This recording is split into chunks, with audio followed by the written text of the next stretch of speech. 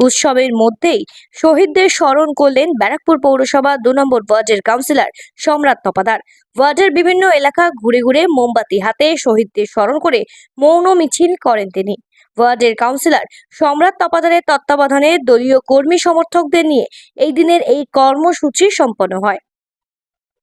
নন্দীগ্রামে ভূমি উচ্ছেদ প্রতিরোধ কমিটির নেতৃত্বে জমি রক্ষা আন্দোলনের সময় ২০০৭ সালের ১৪ই মার্চ পুলিশ অভিযান চালিয়ে পুলিশের গুলিতে ১৪ জন গ্রামবাসীর মৃত্যু হয় বলে অভিযোগ ওঠে।